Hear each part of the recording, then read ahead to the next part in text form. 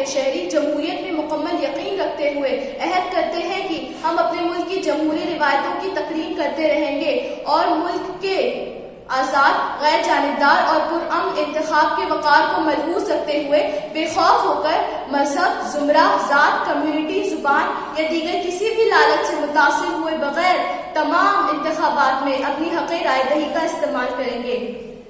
عزت مآب صدر صاحب، محترم جج صاحبان، السلام علیکم۔ حضرات، میں نے اپنی تقریر کا آغاز ایک حلف اٹھاتے ہوئے کیا ہے اور اسی حلف میں میری تقریر کا عنوان مثمر ہے، یعنی قومی یوم رائے دہندگان۔ حاضرین، آپ سبھی جانتے ہیں کہ بھارت ایک جمہوری ملک ہے اور ابراہم لنکن کے الفاظ میں جمہوریت یعنی عوام کی حکومت جو عوام کے ذریعے چلائی جائے اور عوام کے لیے ہو۔ تو پھر اس حکومت میں عوام کی شمولیت ناگزیر ہے، یعنی اس میں ملک کا ہر شہری خواہ کسی نسل، کسی ذات، کسی مذہب، کسی زبان، کسی قبیلے سے تعلق رکھتا ہو، اسے ہر طرح کے امتیاز سے بلند ہو کر ایک قابل اور باصلاحیت نمائندے کو حکومت کے لیے منتخب کرنا ہے۔ سامعین، اس بات کو یقینی بنانے کے لیے 25 جنوری 1950 کو الیکشن کمیشن کا قیام عمل میں آیا تھا اور اسی دن کی مناسبت سے سن 2011 میں وزیر اعظم ڈاکٹر منموہن سنگھ نے اس دن کو قومی یوم رائے دہندگان کے طور پر منانے کا اعلان کر دیا تاکہ ملک کا ہر باشندہ خصوصاً نوجوان ووٹنگ کے دوران اپنی ذمہ داری اور کردار و عمل کو سمجھ سکے۔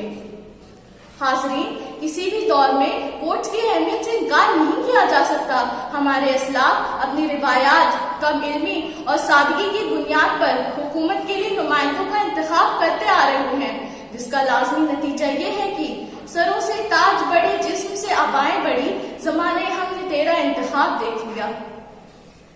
ایسے میں نوجوان نسل پر یہ ذمہ داری عائد ہو جاتی ہے کہ وہ ایک بہتر مستقبل اور بہتر ہندوستان کے لیے تگ و دو کرے، کیونکہ وقت کا انتخاب ہے ہم لوگ، بانیے انقلاب ہے ہم لوگ۔ حضرات، نوجوان نسل نئے علوم، زندگی کی طے، نئی طرز فکر اور جدت پسندی سے مالا مال ہے۔ یہ نسل وقت اور حالات کو نئی کسوٹیوں پہ پرکھنے کا ہنر جانتی ہے۔ یہ اگر بیدار ہو جائے تو ہندوستان کے حالات سمجھ سکتے ہیں۔ ہمارے ملک کی فضا میں امن اور یکجہتی کا رنگ گھل سکتا ہے اور ایک نئے ترقی یافتہ ہندوستان کی تعمیر ہو سکتی ہے۔